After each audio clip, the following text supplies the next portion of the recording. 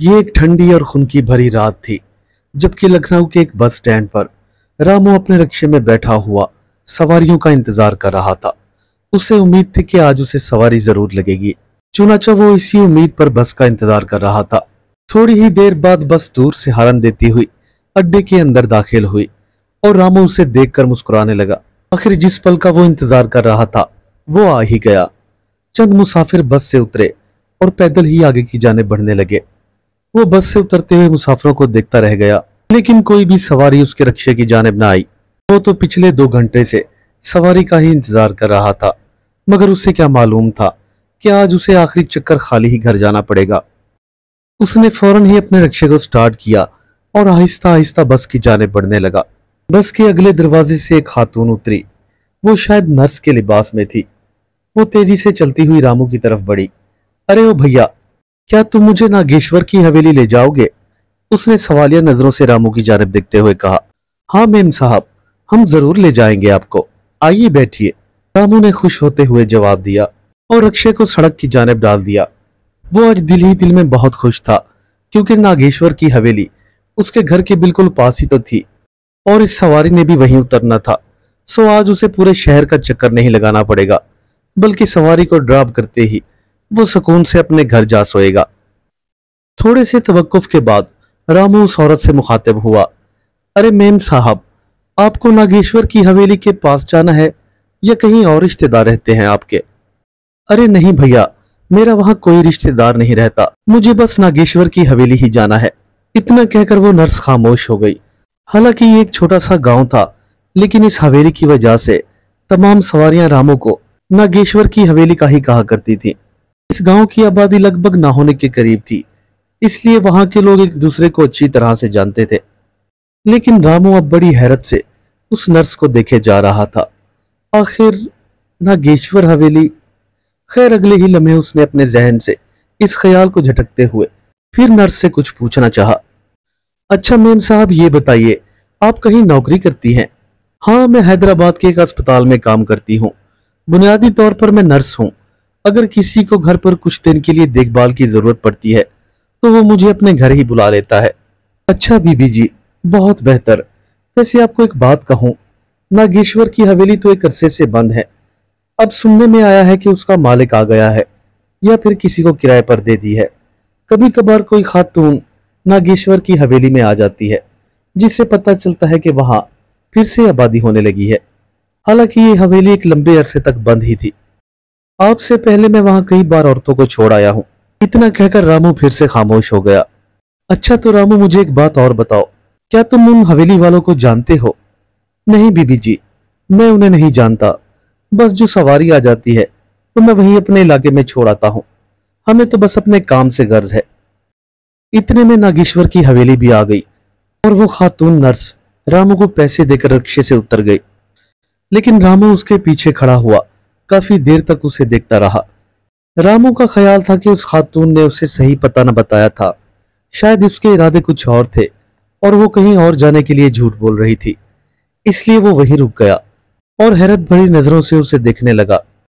उस खातून नर्स के हवेली में दाखिल होते ही रामू को एक हैरत का झटका सा लगा, क्योंकि ये हवेली अरसे से खाली थी और किसी को भी इसके बारे में कोई इल्म ना था। गांव के लोगों का ख्याल था कि ये हवेली आसिफजदा है। रात को लोग उस हवेली के पास से गुजरते हुए भी बड़ा खौफजदा हुआ करते थे। पिछले 2 सालों के दौरान न जाने कितनी खवातीन नागेश्वर की हवेली में गई थी, लेकिन उनको हवेली से निकलते हुए फिर किसी ने नहीं देखा। लोगों का ख्याल यही था कि वो आसेब का शिकार हो गई है, तभी नागेश्वर हवेली से बाहर नहीं आई। उधर वो नर्स हवेली के दरवाजे पर पहुंच गई थी और उसने फौरन ही दस्तक दी। दस्तक देने पर हवेली का दरवाजा खुद ब खुद ही खुल गया। वो हवेली के अंदर दाखिल हो गई। इस हवेली में कई कमरे थे, लेकिन अभी तक उसे वहां कोई नजर ना आया था। उसे हैरत हुई कि भला इतनी बड़ी हवेली खाली कैसे हो सकती है। खैर, वो मतलाशी नजरों से इधर उधर देखने लगी। तलाश करने पर उसे एक कमरे में बूढ़ा हुआ शख्स एक पुराने से बिस्तर पर लेटा हुआ नजर आया। वो इस नर्स को देखकर अपने बिस्तर से उठ बैठा। ओ, तो आप आ गई। आपको यहाँ आने में किसी किस्म की कोई परेशानी तो नहीं हुई? उसने आबदा की तरफ देखते हुए कहा। नहीं नहीं, मैं बहुत आसानी से यहाँ पहुंच गई हूँ। आखिर नागेश्वर की हवेली इतनी मशहूर जो है। आबदा ने मुस्कुराते हुए जवाब दिया। आबदा एक शहर के बहुत बड़े हॉस्पिटल में एक नर्स थी और आज उसे दिन को ही कॉल आई थी कि नागेश्वर की हवेली में एक मरीज को उसकी जरूरत है ताकि वो उसकी तिब्बी इमदाद कर सके। आबदा ने कमरे में दाखिल होते ही एक बार पूरे कमरे का जायजा लिया और नर्वस होते हुए एक साइड पर बैठ गई। आबदा को नर्वस होता देखकर वो बूढ़ा फिर से बोला, ये हवेली इसलिए खाली है कि मैं अक्सर व बेशतर मुल्क से बाहर रहा हूं और वहां बहुत सारी नौकरियां भी की हैं। मेरे फैमिली मेंबर मेरे साथ रहे लेकिन अब वो वहीं के होके रह गए हैं और मैं अपनी हवेली नहीं छोड़ना चाहता, सो मैं अब दोबारा यहां आ बसा हूं। जी बहुत अच्छा, आबदा ने उसे संजीदा नजरों से देखते हुए कहा। लेकिन अब आपकी फैमिली किस मुल्क में है? मैनहट्टन। मेरी फैमिली अब मैनहट्टन में रहती है। शायद अगले हफ्ते तक वो लोग भी यहाँ आ जाएं। तब तक आपको मेरे पास ही रुकना होगा। जी जी मैं समझ सकती हूँ। मैं अपनी पूरी कोशिश करूंगी कि मुझसे किसी किस्म की कोई कोताही ना हो, आबदा ने संजीदा नजरों से उस बूढ़े को जवाब देते हुए कहा। मेरे ख्याल में आपका नाम शराफत हुसैन है क्योंकि इस हवेली में आपके अलावा तो और कोई नहीं रहता। जी हाँ, मेरा नाम शराफत हुसैन है। जी बहुत अच्छा। खैर अब मुझे ये बताइए कि मैंने आपकी क्या खिदमत करनी है। सबसे पहले तो आप मुझे गोलियां खिला दें और अगर जरूरत पड़े तो मुझे एक ड्रिप भी लगा दीजिएगा, शराफत ने मुस्कुराते हुए कहा। आबदा उसकी बात को समझते हुए उसकी दवाइयों वाली टोकरी से ब्लड प्रेशर की गोलियां ढूंढने लगी। दवा से फारिग होकर उसने शराफत हुसैन को ड्रिप भी लगा दी जो चंद ही घंटों में खत्म हो गई। अरे बेटा तुम काफी सफर करके थक गई होगी, इसलिए कुछ आराम कर लो। कुछ खाना पीना चाहिए तो किचन में देख लेना, वहां सब सामान मौजूद है, शराफत ने मुस्कुराते हुए कहा। जी अंकल, फिलहाल मुझे किसी चीज की कोई जरूरत नहीं। मुझे मेरे कमरे का बता दें ताकि मैं कुछ देर आराम कर लूं, उसने थके थके लफ्जों में शराफत को देखते हुए कहा। अरे बेटा वो मेन गेट से अंदर दाखिल होते हुए जो दूसरे नंबर वाला कमरा है वही तुम्हारा है। शराफत की बात सुनकर आबदा कमरे से निकल आई। नागेश्वर की ये हवेली आज उसे बहुत ही अजीबोगरीब लगी थी। हर तरफ हो का आलम था और सोगवारी की सी कैफियत महसूस हो रही थी। लेकिन न जाने क्यों आबदा को आज दिल में एक अजीब सा खौफ भी महसूस हो रहा था। वो कमरे में आते ही बेड पर लेट गई और उसे नींद ने अपनी आगोश में ले लिया। अभी वो गहरी नींद में थी कि उसे ऐसा महसूस हुआ जैसे किसी ने उसे बुरी तरह से झिंझोड़ दिया हो। वो हड़बड़ाकर उठ बैठी, लेकिन उस वक्त कमरे में कोई भी न था। हो सकता है मैं ख्वाब में डर गई हूँ क्योंकि आज मैं बहुत स्ट्रेस में रही हूँ। चलो फिर से सोने की कोशिश करती हूँ। इतना कहकर आबदा दोबारा से सोने की कोशिश करने लगी, लेकिन काफी देर की कोशिशों के बाद उसे दोबारा नींद न आई। वो अपने बिस्तर से उठ खड़ी हुई। उसे अचानक ही चाय की तलब होने लगी। वो अपने कमरे से बाहर निकली और किचन की तरफ जाने लगी, लेकिन किचन में जाने से पहले उसने एक नजर शराफत के कमरे की जानिब डाली। वो बड़ी बेखबरी से अपने बिस्तर पर सो रहा था, लेकिन सोते हुए उसका चेहरा थोड़ा अजीब लग रहा था। वो सोच रही थी कि अगर बूढ़ा जाग रहा हुआ तो उससे भी चाय का पूछ लूंगी, लेकिन वो तो महवे नींद था। लिहाजा आबदा अपनी चाय बनाने के लिए किचन में चली आई। चाय बनाकर वो अपने कमरे में चली गई। अब वो कमरे की एक तरफ कोने में पड़ी हुई कुर्सी पर टेक लगाए हुए बैठी थी और चाय पीने में मसरूफ थी, लेकिन उसे इस हवेली से खौफ महसूस हो रहा था। वो आज से पहले कई जगहों पर गई थी, लेकिन इस किस्म का माहौल उसने कहीं भी नहीं देखा था। उसने चाय का कप एक टेबल पर रख दिया और अपने पर्स से मोबाइल निकालकर उस पर मैसेज पढ़ने लगी। उधर रामू, जो आबदा को नागेश्वर की हवेली छोड़ गया था, उसे चंद दिन के बाद हैदराबाद जाना पड़ा। वापसी पर उसे आते हुए देर हो गई।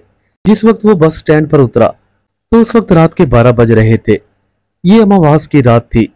वो पैदल ही अपने घर की जानिब चल पड़ा। इस वक्त तो सवारी का मिलना बहुत मुश्किल था, लेकिन उसका घर तो बस स्टैंड से कुछ ही फासले पर था। वो तेज तेज कदम भरता हुआ अपने घर की जानिब रवाना हुआ था। उसे दूर से ही नागेश्वर की हवेली में एक रोशनी सी नजर आई, जो इस बात का सबूत थी कि अब हवेली में लोग आ रहे हैं और शायद उन्होंने मुस्तकिल तौर पर उस हवेली को आबाद कर लिया था, क्योंकि चंद दिन पहले वो एक आबदा नाम की नर्स को भी वहां छोड़ आया था। उधर आबदा ने शराफत हुसैन का खूब ख्याल रखा और उसे वक्त पर खाना और दवाई देती रही। शराफत हुसैन भी उसकी खिदमत से बहुत खुश था। लेकिन उसकी फैमिली के लोग अभी तक नहीं लौटे थे। खैर आबदा अब इस हवेली से आहिस्ता आहिस्ता मानूस होने लगी थी। फिर एक रात वो शराफत हुसैन की मेडिकेशन करने के बाद अपने कमरे में आई। ये शायद 1 बजे का वक्त था, लेकिन उसे नींद ना आ रही थी। उसने अपने पर्स से एक किताब निकाली और उसे पढ़ने में मसरूफ हो गई।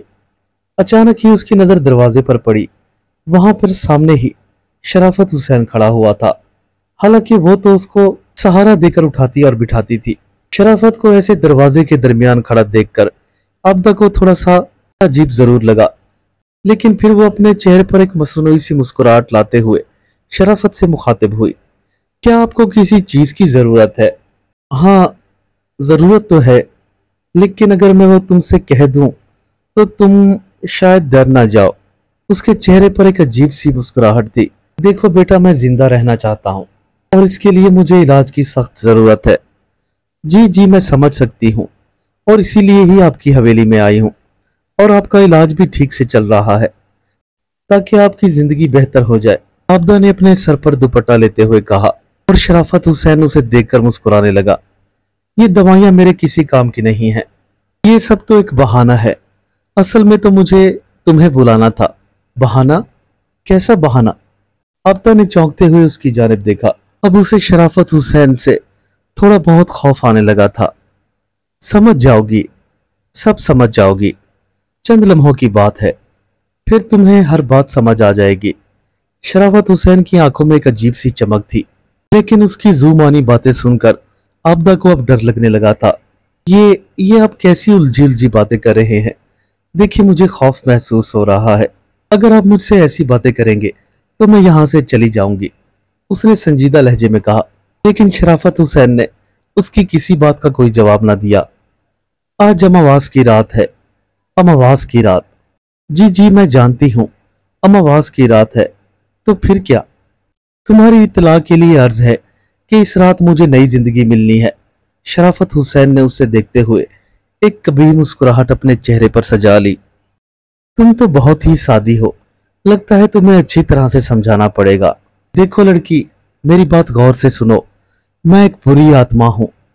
बुरी आत्मा? क्या कहा? आत्मा का लफ्ज सुनकर आबदा की तो जैसे रूह फड़फड़ा गई थी। हाँ, तुमने दुरुस्त सुना, मैं एक बुरी आत्मा हूं और मुझे अमावास की रात को किसी औरत का खून चाहिए होता है। लिहाजा इसलिए धोखे से मैंने तुम्हें यहां बुला लिया है। चलो अब जल्दी करो, मुझे अपना खून पिला दो ताकि मुझे कुछ कुव्वत मिले। जब से तुम आई हो, तुम्हें देखकर तुम्हारा जवान खून पीने के लिए मेरी बेकरारी बढ़ती जा रही है। इतना कहकर वो आबदा की तरफ बढ़ने लगा। मम, मैं मैं हरगिज तुम्हें अपना खून पीने नहीं दूंगी। तुम कौन हो और मुझे यहाँ धोखे से क्यों बुलाया है? मैं तुम्हें पुलिस के हवाले कर दूंगी। तुम जानते नहीं कि हमारे हॉस्पिटल के रूल्स कितने सख्त हैं। अगर मुझे कुछ हुआ तो वो तुम्हें जिंदा नहीं छोड़ेंगे। आबदा घबराए हुए लहजे में हकलाने लगी। ओ लड़की, मैं जिस दुनिया का रहने वाला हूँ वहां ये चीजें कोई हैसियत नहीं रखती।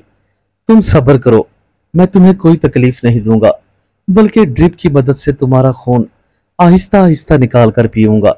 जब तक तुम्हारे बदन में खून का आखिरी कतरा मौजूद है, मैं उसे पीता रहूंगा और मुझे अगली अमावास की रात तक के लिए एक हयाती मिल जाएगी और मेरी जिंदगी लंबी हो जाएगी। नहीं नहीं, ऐसा हरगिज नहीं होगा। मैं तुम्हें ऐसा कभी नहीं करने दूंगी। ओहो, भला कौन रोकेगा मुझे? आबदा का जहन तेजी से काम कर रहा था और वो यहाँ से भागने का आइडिया लगा रही थी, लेकिन शराफत हुसैन तो दरवाजे के बीचों बीच खड़ा हुआ था। खैर, वो एक बूढ़ा और कमजोर इंसान था, वो उसे धक्का देकर आसानी से भाग सकती थी। ये ख्याल आते ही वो शराफत हुसैन पर झपटी और उसे जोर से धक्का देना चाहा, लेकिन वो उसे 1 इंच भी अपनी जगह से ना हटा पाई।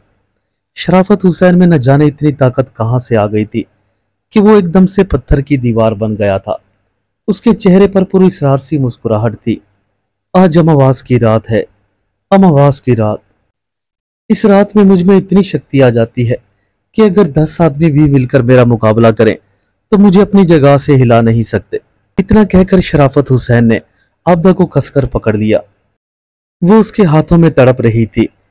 अगले ही लम्हे उसने आबदा को उठाकर बेड पर पटक दिया। जल्द ही आबदा को भी ये अंदाजा हो गया कि वो उस बूढ़े की ताकत के आगे कुछ नहीं कर सकती। लेकिन अगले ही लम्हे वो बूढ़ा शख्स हरकत में आया और पलक झपकते में ड्रिप की नीडल आपदा की बाजू में डाल दी। बोतल में आपदा का खून आता देखकर शराफत हुसैन के चेहरे पर खुशी की लहर दौड़ गई थी। अभी खून की आधी बोतल ही भरी थी कि वो बेसब्रा हो गया और बोतल को ही मुंह लगाकर खून पीना शुरू कर दिया। जबकि बेचारी आपदा मुसलसल रोए जा रही थी। उस बूढ़े को यूं खून पीता देखकर उसे अजीब सी कराहत हो रही थी और उसका जी मतला रहा था। वो फौरन ही अपने बेड से उठी और कमरे के बाहर की जानिब दौड़ी। जबकि वो बूढ़ा भी खून पीने में मसरूफ था। उसे आपदा से ये तवक्को न थी कि वो इतनी फुर्ती भी दिखा सकती है। उसने गुस्से से खून की बोतल एक जानिब फेंकी और आपदा का पीछा करने लगा। लेकिन तब तक आपदा हवेली के दरवाजे तक पहुंच चुकी थी और दरवाजे को खोलने के लिए अपनी पूरी ताकत लगा रही थी।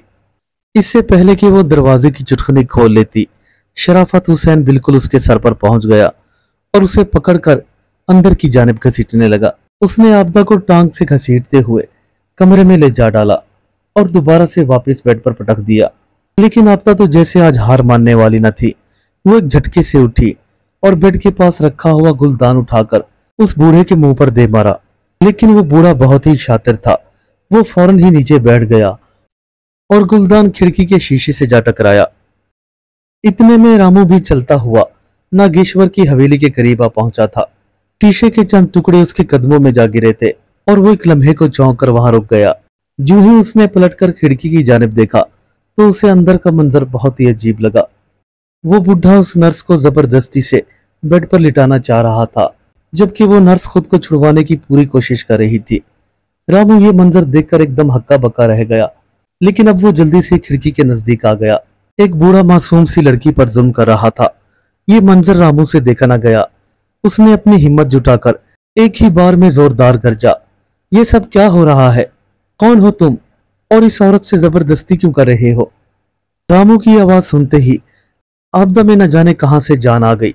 उसने उस बूढ़े को जोर से धक्का दिया और रामू को देखते हुए चीखी, ये एक बुरी आत्मा है और मेरा खून पीने की कोशिश कर रही है। प्लीज मुझे इससे बचा लो। इससे पहले कि रामू कुछ करता, वो बूढ़ा चीख उठा, अबे ओ नौजवान इंसान, चला जा यहां से, नहीं तो मैं तेरा भी खून पी जाऊंगा। तेरे लिए बेहतर यही है कि तू यहां से चला जा। लेकिन रामू भी भला कहां हार मानने वाला था। ऐसा हरगिज नहीं होगा। ये एक इंसानी जिंदगी का मामला है और मैं इस लड़की को आसानी से तुम्हारा शिकार नहीं होने दूंगा। अगले ही लम्हे रामू खिड़की तोड़ता हुआ कमरे में कूद गया। वो बूढ़ा जिसने शराफत हुसैन का रूप धारा हुआ था, आपदा को छोड़कर अब रामू पर बरस पड़ा था। लेकिन ये मौका आपदा के लिए गनीमत था। उसने फौरन एक कुर्सी उठाई और शराफत हुसैन के सर पर दे मारी। ये चोट इतनी जोरदार थी कि वो बूढ़ा शराफत हुसैन एकदम से जमीन पर गिर पड़ा और फिर रामू और आपदा ने मिलकर उस बूढ़े को रस्सी से बेड के साथ बांध दिया। तुम इस बुरी आत्मा के चक्कर में आखिर कैसे आ गई? रामू ने आपदा की तरफ देखते हुए कहा, मेरे इल्म में ये बात नहीं थी। मुझे तो बस एक कॉल मौसूल हुई थी कि एक मरीज की देखभाल करनी है, इसीलिए मैं यहाँ आ गई। यहाँ आकर भी मुझे कुछ देर बाद पता चला कि ये एक बुरी आत्मा है। खैर, जो होना था हो गया। हमें इस बुरी आत्मा को अब आग लगाना पड़ेगी, नहीं तो फिर ये हमें जिंदा न छोड़ेगी। इतना कहकर रामू और आपदा हवेली से बाहर निकल गए। अब रामू अपने घर की तरफ दौड़ रहा था, जबकि आपदा भी उसके पीछे पीछे दौड़े जा रही थी। घर पहुंचते ही उसने सबसे पहले अपने रक्षे की जानिब रुख किया और वहां से उसका पेट्रोल निकालकर दोबारा हवेली की तरफ बढ़ने लगा। इस सारे अरसे में आपदा एक लम्हे के लिए भी रामू से दूर ना हुई थी। खौफ के मारे उसका बुरा हाल था और वो जल्द से जल्द इस किस्से को खत्म करके यहाँ से हमेशा हमेशा के लिए चले जाना चाहती थी। लेकिन जैसे ही रामू और आपदा हवेली में दाखिल हुए तो शराफत हुसैन को होश आ चुका था। वो आपदा और रामू को देखते ही चीखा, तुम ऐसा नहीं कर सकते, मैं तुम्हें छोड़ूंगा ही नहीं। बस एक बार मैं आजाद हो जाऊं तो इस लड़की का खून पी लूंगा और मेरी सारी शक्तियां बहाल हो जाएंगी। उस बूढ़े की ये बात सुनकर आपदा जोर से चिल्लाई, नहीं, ऐसा हरगिज नहीं होगा। अब तक न जाने तुमने कितनी जिंदगियां तबाह कर दी। मैं किसी और मासूम औरत को तुम्हारी भेंट नहीं चढ़ने दूंगी। अगले ही लम्हे आपदा को शराफत हुसैन के हाथों में कुछ हरकत होती हुई महसूस हुई। शायद वो खुद को रस्सियों से आजाद करने की कोशिश कर रहा था। इससे पहले कि वो खुद को आजाद कर लेता तो आपदा और रामू से संभाल ना पाते। मौके की मुनासबत को समझते ही आपदा फौरन ही कमरे में इधर उधर देखने लगी, जैसे कोई चीज तलाश कर रही हो। जल्द ही उसे कमरे के एक कोने में सरिये का एक बड़ा सा टुकड़ा पड़ा हुआ नजर आया। वो फौरन ही उस जानिब लपकी और हाथ बढ़ाकर सरिये का टुकड़ा उठा लिया। इससे पहले कि शराफत हुसैन संभलता, अब्दा ने वो सरिये का टुकड़ा उसके सर पर दे मारा। चोट इस कदर शदीद थी कि उसके सर से खून के फवारे छूट गए और वो एकदम से बेहोश हो गया। उधर रामू भी पहले से तैयार खड़ा हुआ था। उसने फौरन ही पेट्रोल वाली बोतल का ढक्कन खोला। देखते ही देखते रामू ने पूरे कमरे में पेट्रोल छिड़क दिया ताकि पूरी हवेली और कमरे को अच्छी तरह से आग लग जाए। उसने आपदा को बाहर निकल जाने का इशारा किया और माचिस की तीली सुलगाकर कमरे के ऐन वस्त में फेंक दी। एक जोरदार आग का झमाका हुआ और पूरे कमरे में आग की लपटें फैलने लगी। उस बूढ़ी आत्मा की चीखें अब पूरी हवेली में गूंज रही थी और देखते ही देखते कुछ ही घंटों में ये सारी हवेली जलकर खाकस्तर हो गई। हवेली से फारिग होने के बाद रामू आपदा को अपने घर ले गया और उसे अपनी बीवी को सौंप दिया और उसे सख्ती से ताकीद की कि वो पूरी रात आपदा की हिफाजत करे। और ठीक हुआ भी वैसे ही। अगली सुबह रामू ने आपदा को अपने रिक्शे में बिठाया और उसको उसके अस्पताल तक छोड़ गया। आपदा ने रामू का बहुत शुक्रिया अदा किया और उस वाक्य के बाद उसने दिल में अहद कर लिया कि वो आइंदा कभी भी दूसरे शहर या किसी गांव में हरगिज न जाएगी। इस खौफनाक वाक्य ने जैसे उसकी पूरी जिंदगी बदल कर रख दी थी। उम्मीद करता हूं मेरे दोस्तों को आज की कहानी पसंद आई होगी। चैनल को ज्यादा से ज्यादा सब्सक्राइब करें और अपने दोस्तों के साथ शेयर करना ना भूलें। मिलते हैं कल एक नई कहानी के साथ। तब तक के लिए अल्लाह हाफिज।